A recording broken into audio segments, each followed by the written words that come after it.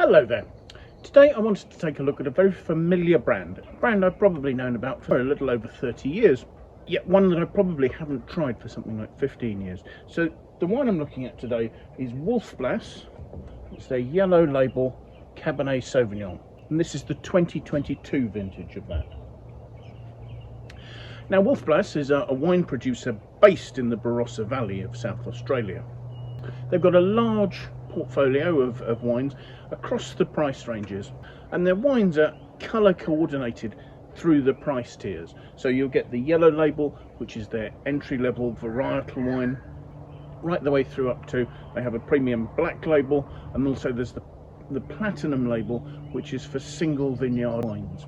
They're probably best known for making red wines out of Cabernet Sauvignon and Shiraz. And traditionally, Wolf Blass have been one of the leaders in an approach that's not unusual in Australian wines in terms of creating wines that are inter-regional blends.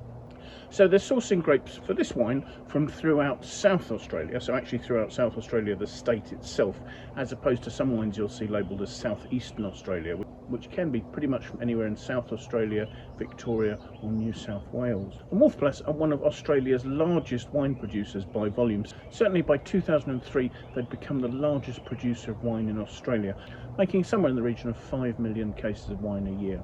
Wolf Blass wines are known internationally. They're exported to over 50 countries. So the name Wolf Blass is a result of the company's creator, Wolfgang Franz Otto Blass, who was born in 1934 in Germany. And evidently Wolfgang was a bit of a rebel, and at one stage when he wasn't attending school, his parents gave him an ultimatum.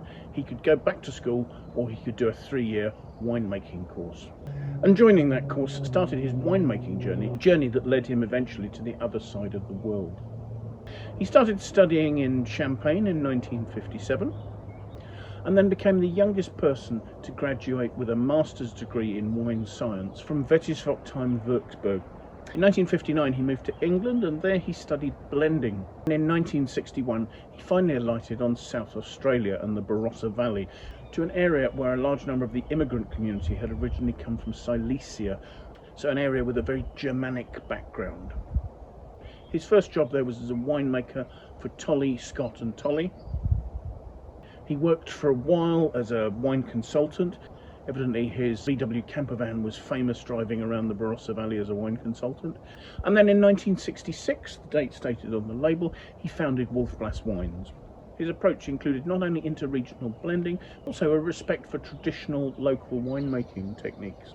Now, one of the things that really built Wolfgang Blass's reputation and that of his company was the fact that his top wine, the Wolf Blass Black Label, a blend of Cabernet and Shiraz, won the Jimmy Watson Memorial Trophy for the best one-year-old red wine at the Adelaide show 3 years in a row in 1974, 1975 and 1976. It then went on to win it again in 1994, and no other wine has been that successful. In fact, Wolf Blass's Black Label probably contributed to putting the Jimmy Watson Trophy on the map as a prestigious award to be won by wineries.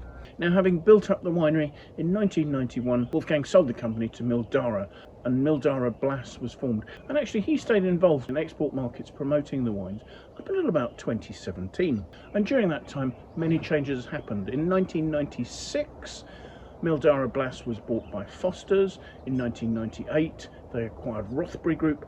Foster's already owned Penfolds, and they were quickly becoming a major player on the Australian wine scene. In 2011, Foster's, the brewing group, was sold to South African breweries, and at this time their wine division was broken off and became Treasury Wine Estates. Now, last year Treasury Wine Estates announced that it was looking to sell a number of its wine brands, Wolf Blass being one of those. Lindemans, Yellow Glen and the US producer Blossom Hill were all named.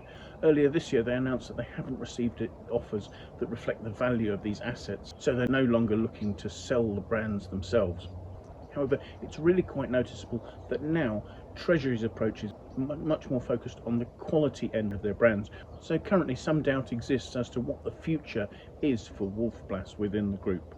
In the time that I've known and sold Wolf Blass's Yellow Label, it was a brand that always had a sort of a premium. It was priced slightly above that of entry-level varietal wines. And I was actually a little shocked to see the price at which this was available, which really was much more at a fighting varietal price than I'd expected. My understanding of Yellow Label was that normally there was some sort of premium on that.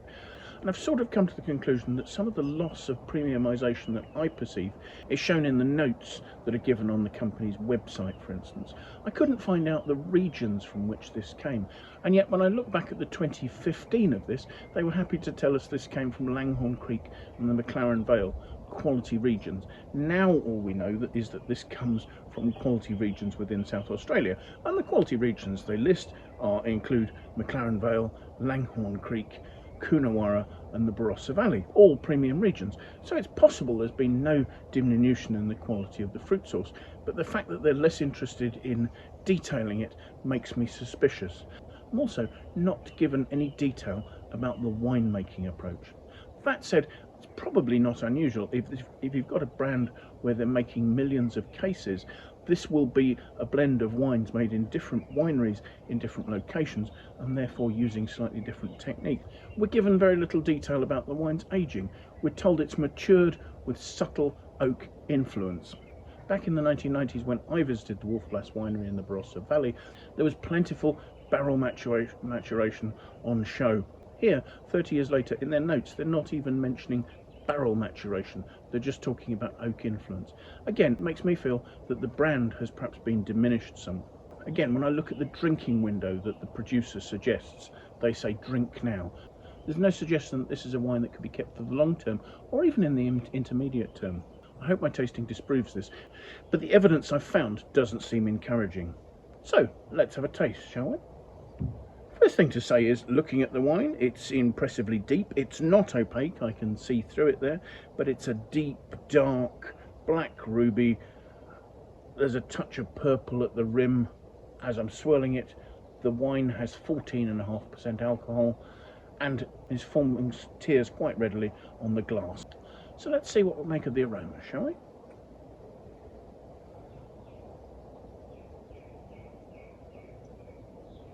The aromas start off with sort of a ripe, rich, quite plummy note actually. Not necessarily a note I'm looking for with Cabernet Sauvignon, but then quite quickly I get an almost sort of capsicum note. There's a freshness cutting in there and a clean fruit that's lifting the whole thing. So let's have a taste.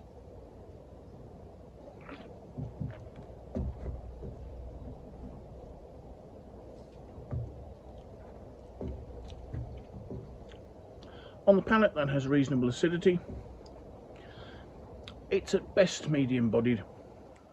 It's quite smooth, a little bit velvety, a little bit chocolatey. From the past, from my experience of this wine, I'm expecting a little bit more weight, a little bit more structure, and a little bit of obvious oak influence, which just isn't coming through. There's a juiciness to the black fruit. It's more black fruit, more like black cherry than the aromas were. And the capsicum note that almost makes it taste a little bit like a Carmenere is quite present. And that's lifting it quite well. But this is a wine that I have memories of having more structure, more density. This is very front of mouth immediacy of enjoyable juicy fruit without necessarily having a richness that continues to the end. The alcohol seems balanced, is perhaps adding a little bit of warmth, and perhaps there's a little bit of slightly cedary spice just coming through at the end as a result of the alcohol lifting that. But in honesty, the finish is unimpressive. It doesn't last, it sort of peters out at the end there. I looked at the winesearcher aggregated critic score for this vintage of this wine, and we don't have any notes for it. However, for the aggregation of all the vintages, the current critic score sits in the mid-80s. And I'm afraid, although I do feel that maybe this might be worth 1 or 2% more, 86 or 87 out of 100, I certainly don't think this is a wine that lives up to my expectations for Wolf Blass Cabernet Sauvignon. However, if you do see it in the context of the price that this is at, and I will leave a link to the winesearcher website for this vintage of this wine so you can see what price it's at in your market and where it's available for you to buy. I think this is a well-made example of a wine at this price. Really, the issue is that my expectation for Wolf Blass, from my past experience, appear to be much higher than its winemakers and its marketers have been for this brand. And I think that's a shame, because I think Wolf Blass has been a very important brand in the development of South Australia's wines. And in a market where Treasury wine estates sees the value of premiumisation, it's a shame that this brand seems to have gone in the opposite direction. So thank you so much for watching. I do hope you found this of interest. If you have, do please press the like button. That would be fantastic. If you'd like to watch more of these tastings, do please sign up and subscribe to my YouTube channel. It would be great to have your support there. If you've got any friends you think might like to watch the video, feel free to pass it on to them. We'd really appreciate your endorsement in that way. If you have any comments, do please pop those in the comments box below. I would love to know what your experience of these wines is and whether you agree with my judgment here. So once again, thank you for watching, and I do hope you'll give up some time and come and join me for another tasting in the very near future. Till then.